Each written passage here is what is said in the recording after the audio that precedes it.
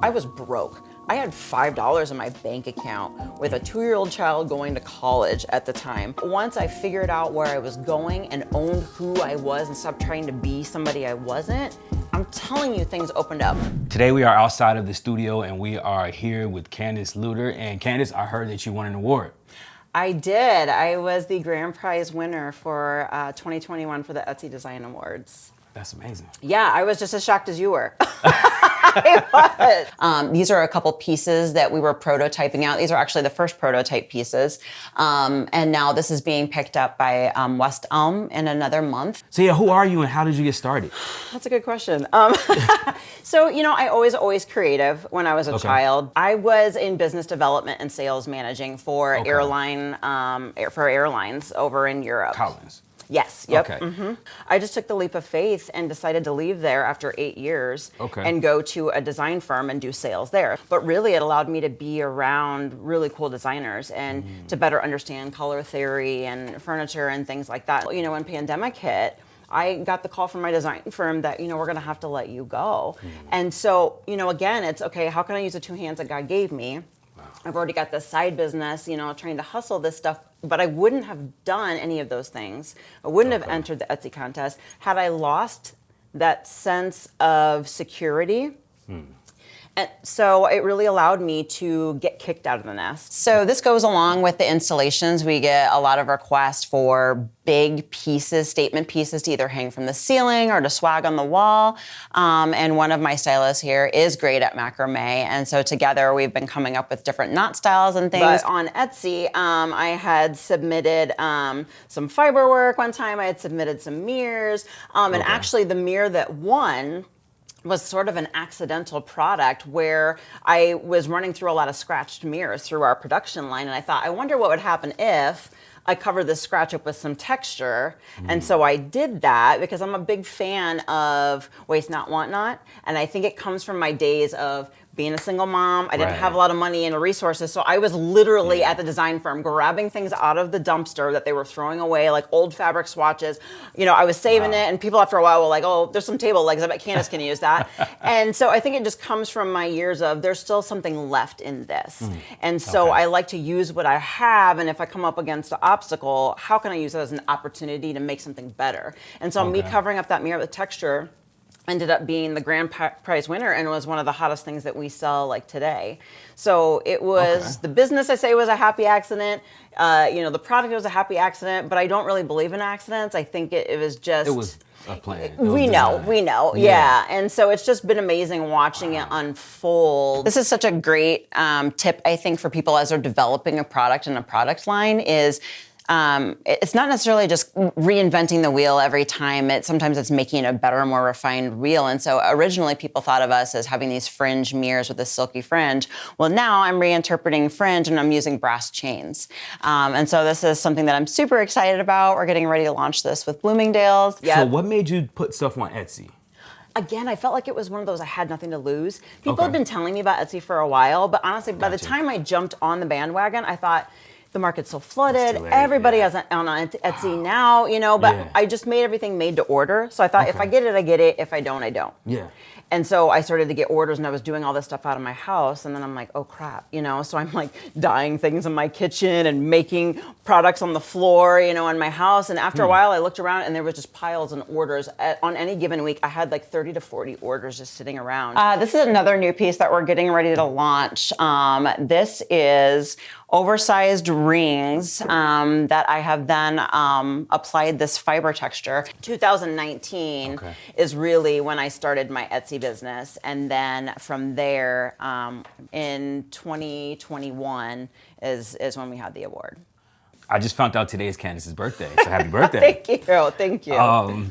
So how quickly did the Etsy business grow? Like, did you just list something? Did you just list one thing and like? Yeah, I listed some different mirror designs and then started adding in some fiber, and it went quick. Really? And I don't know if it was, to be fair, I don't know if it was because my prices were too low or if because people really liked the item. We'll say maybe it was a combination of both. But when I listed it in 2019, probably within a couple months, I got an email from West Elm Then I got an email from another retailer, a major retailer saying like, hey, we'd love to like launch you on our platform. Would you interested in collaborations, which I knew like nothing about. So from 2019 to then going into pandemic, which we tripled our sales that year, which was unbelievable.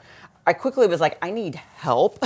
So that first year in 2019, I had to like find people that, either could volunteer or people who wanted, to work part-time.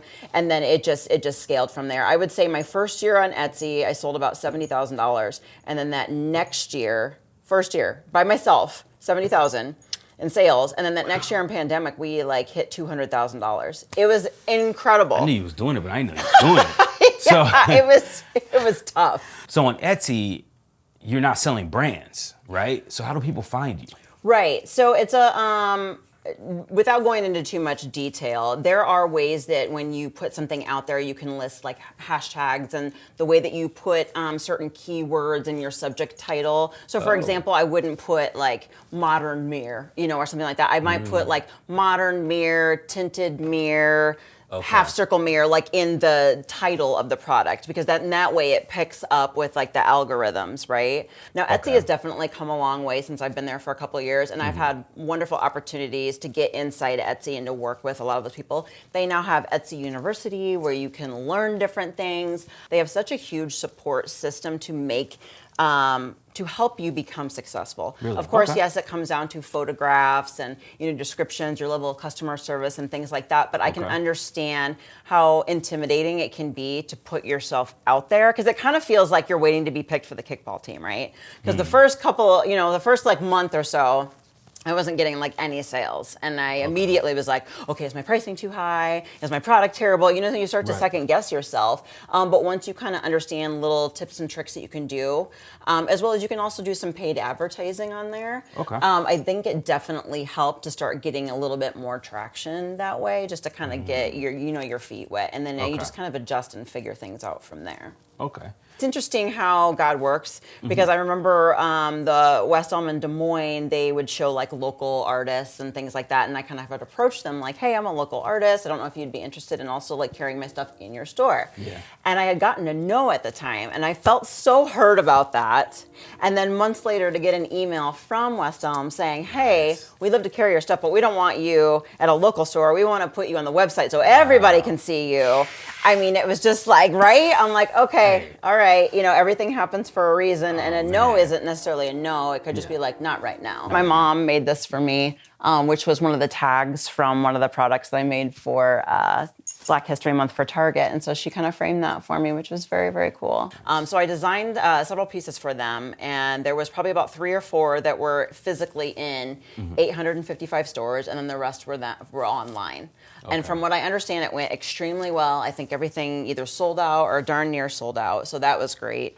Wait, you made 800 pieces? No, like we didn't manufacture it, thank God. Like I just designed it and then worked with Target on some of like the final details, and then they manufactured everything and put that out there. But for me, being biracial, I actually struggled with it as I was designing it. Again, we talk about this imposter syndrome, but I think all of us deal with it in small ways every day. But I remember there was a point and I started crying to one of my friends, and I said, I don't feel Black enough to represent Black History Month. And it really was taking me back to my childhood, where I wasn't white enough, but I wasn't Black enough. And those were just things that people told me, right? Or things that as a child, it was like a sponge, and things that I just assumed about myself. So like, what else have you done? I have a couple of art curators that I work with that work specifically with hospitality and things like that. Like I go on site and I physically create a design.